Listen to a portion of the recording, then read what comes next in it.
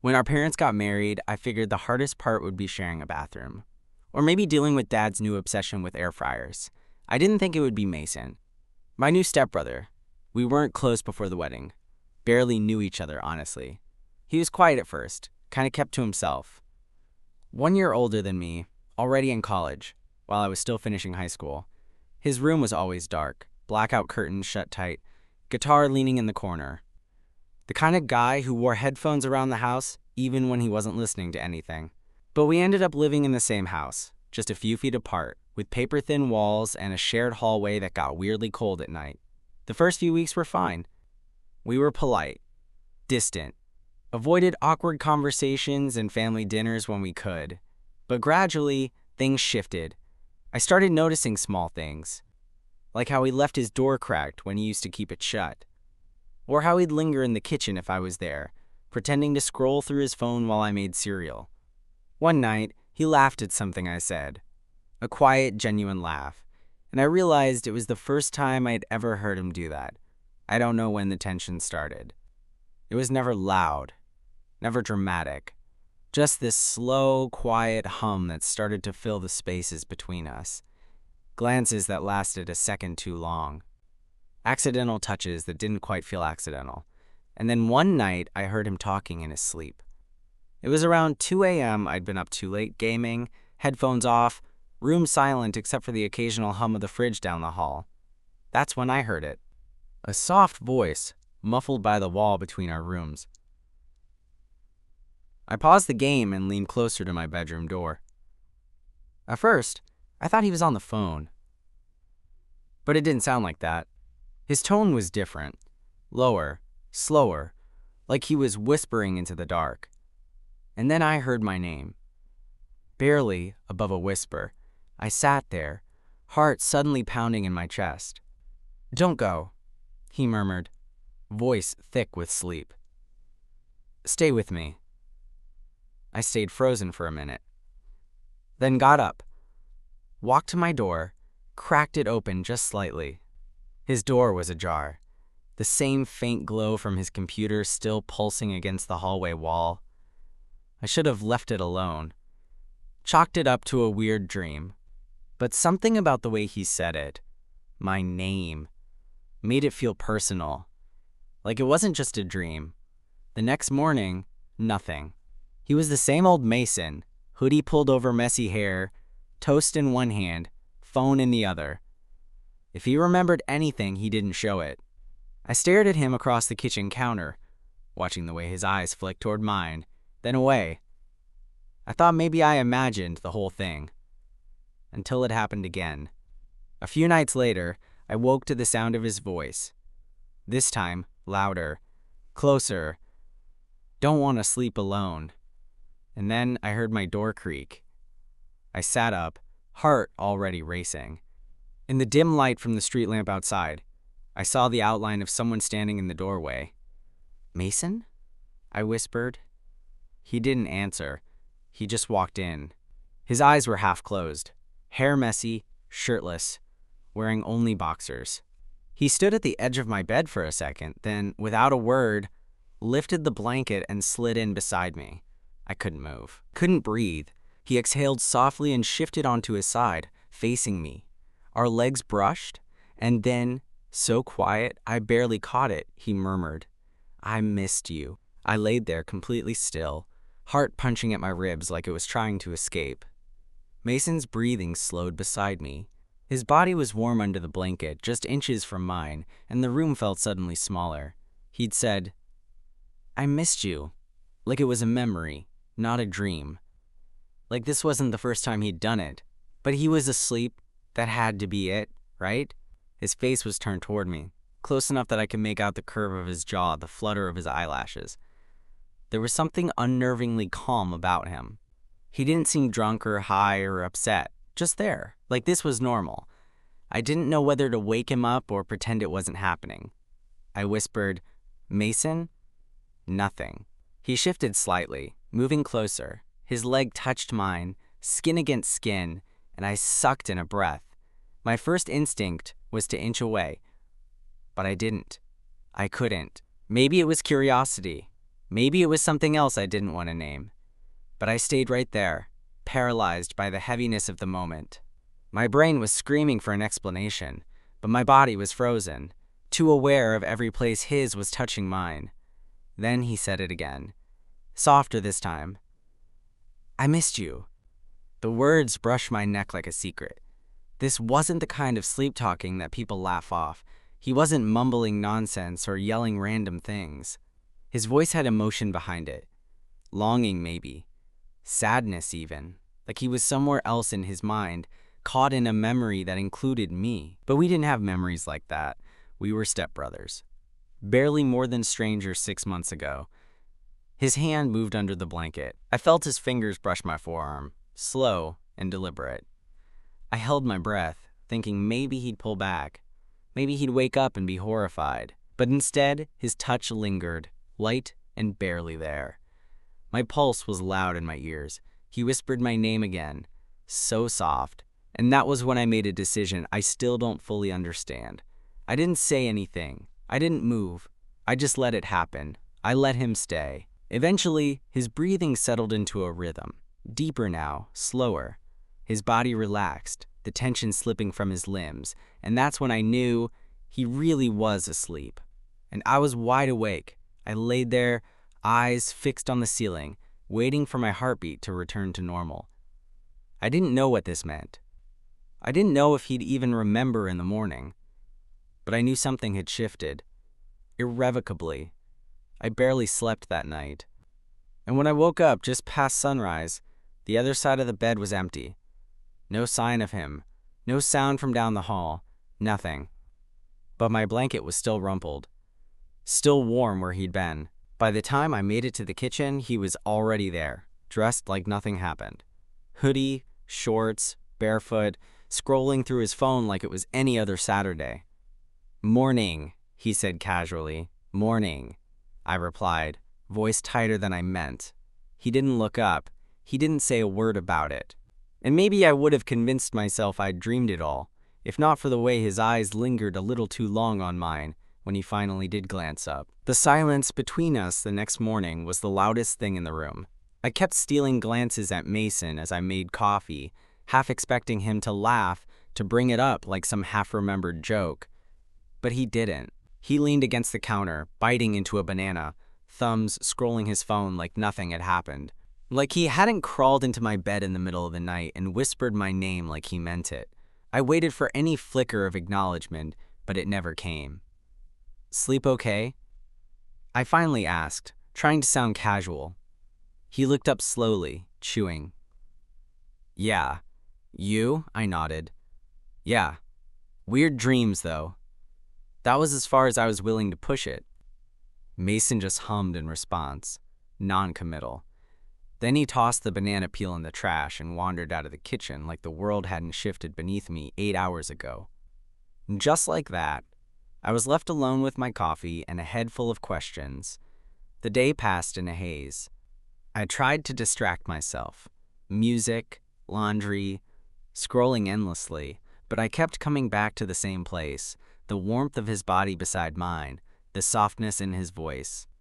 The way he didn't seem surprised to be there. That night, I stayed up later than usual, nervous energy crawling under my skin. I left my door open just a few inches, on purpose, and lay in bed pretending to scroll my phone. It was just past 2 a.m. when I heard his door creak open again. This time, I didn't move. I just listened. Soft footsteps, a pause in the hallway. Then, my door opened. Mason stood there, half in shadow, shirtless again, like the night before. But this time his eyes weren't fogged over. He looked awake, and that scared me more. He didn't say anything. He just stepped inside slow and quiet. I swallowed hard as he moved closer, standing beside my bed like he was waiting for permission. I sat up. "You're awake." He nodded. "So, what are you doing?" He scratched the back of his neck. I don't know. I couldn't sleep." I raised an eyebrow. "You've got your own bed." "I know," he said, then added, quieter. But I kept thinking about last night. My throat went dry. So you do remember? Mason looked at me, really looked this time. No sleepy fog, no half-dream muttering. I wasn't fully asleep. Not really, he admitted. I mean, I didn't plan to. I don't know. But once I was there, I didn't want to leave. The air between us thickened. You said my name, I said. You were dreaming. About me.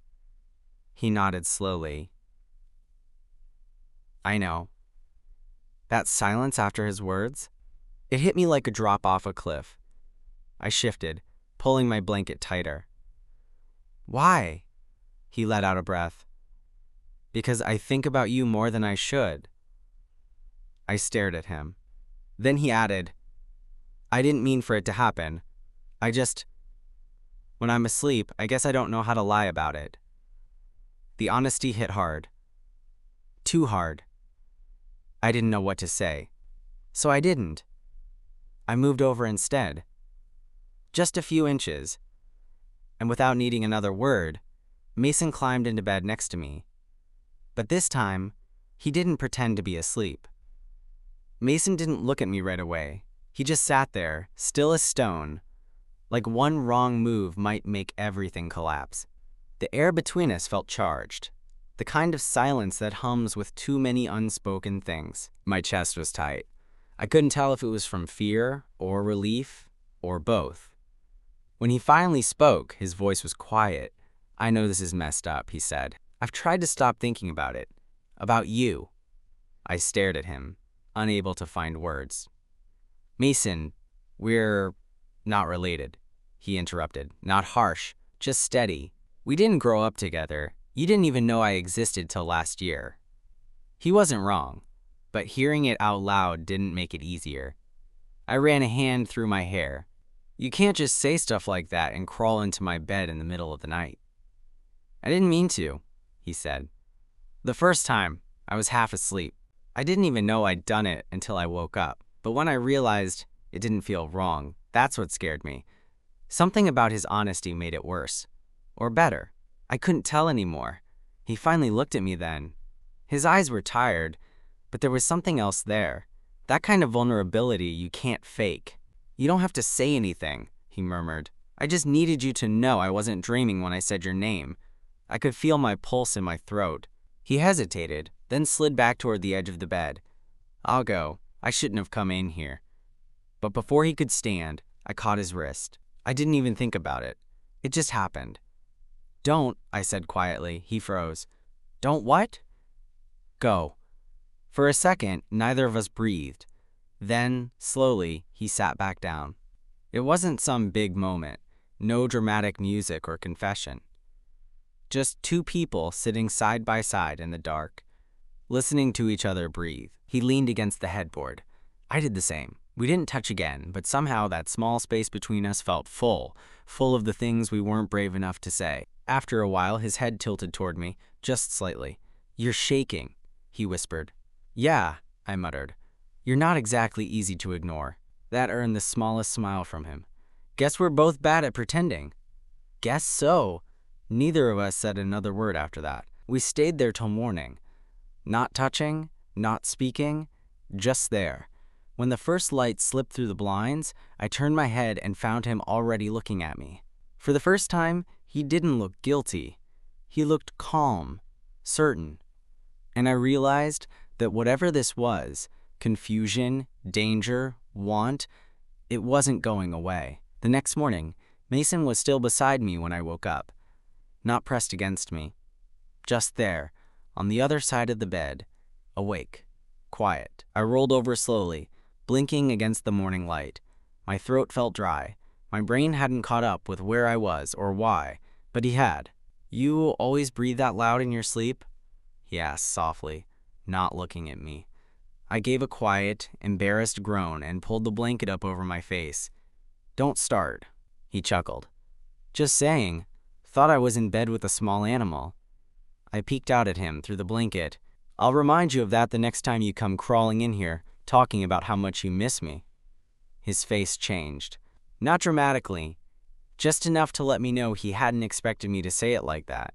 Direct, with no room to pretend it didn't happen. He sat up, rubbing the back of his neck. So we're doing this?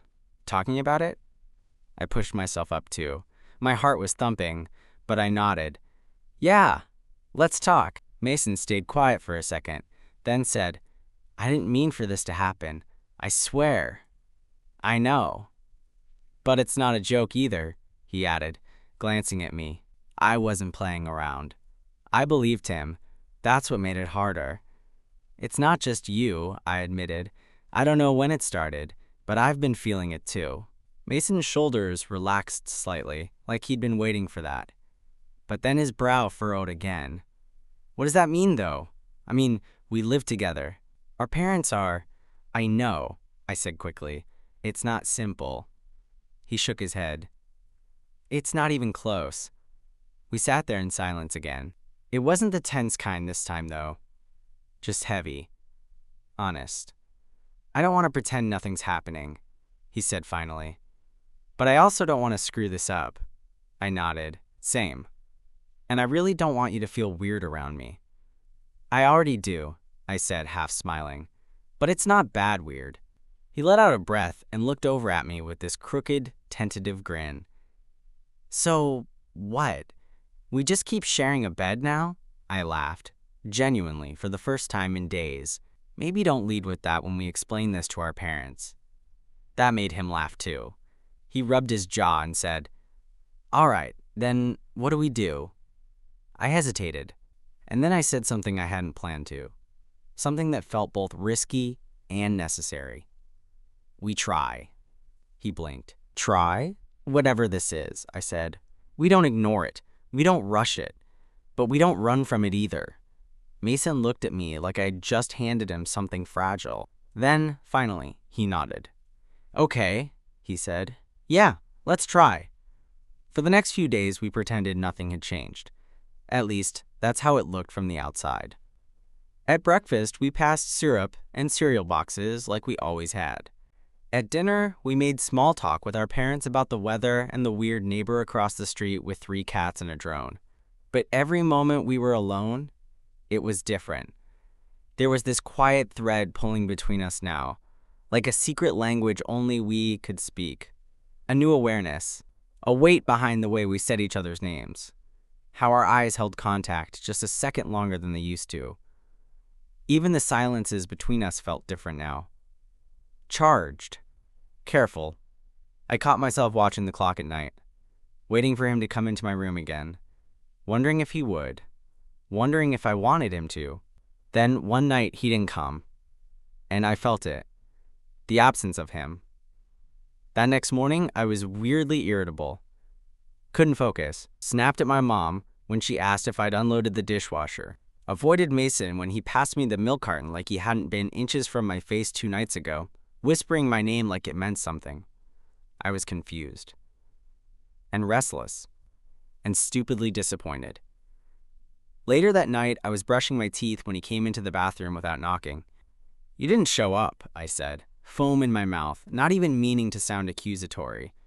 But it came out that way. He leaned against the doorframe, arms crossed. You didn't leave the door open, I blinked. I didn't know that was our system. He smirked a little, but it didn't reach his eyes. I wasn't sure if you wanted space. I didn't say that. You didn't say anything. We just stared at each other for a second. The mirror catching both of us in that awkward, too close kind of reflection. I spat out my toothpaste and rinsed. Do you regret it? I asked. He looked at me like that was the last question he expected. No, he said. Do you? I shook my head. Then what are we doing? He asked quietly. I turned off the faucet. I don't know. I just know it's weird trying to act like we're strangers when we're not. He nodded slowly. I hate that too. We stood there for another second, like the bathroom walls were holding in something we weren't ready to name. Then he said, Come by tonight, if you want. He left the door open behind him when he walked out. I didn't go right away. I told myself I was giving it space, that maybe this wasn't something I should feed. But the truth was, I stood outside his door for almost 5 minutes, staring at that soft strip of light leaking out from the bottom, listening for movement, trying to decide if I was really going to cross that line again. Then I knocked once, quiet. "Come in," he said, just as softly. The room smelled faintly like detergent and something warmer, like cedar or his cologne. His desk lamp was on, casting a low amber glow across the room. Mason was on his bed, sitting against the headboard, hoodie sleeves pushed up, a paperback half closed in his lap. He didn't say anything when I walked in. I sat on the edge of his bed, close but not too close. "So, is this how we're doing things now?" Mason raised an eyebrow. "You mean sitting in my room in the dark like emotionally constipated teens?" "Exactly." He chuckled. Then, after a second, he closed the book and set it on his nightstand. "I don't know what this is, but when I'm near you, it feels like I don't want to be anywhere else, even when it's confusing as hell." I nodded because that was exactly it. He leaned back a little. "We're supposed to be just brothers now, right? Family dinners and shared Wi-Fi passwords.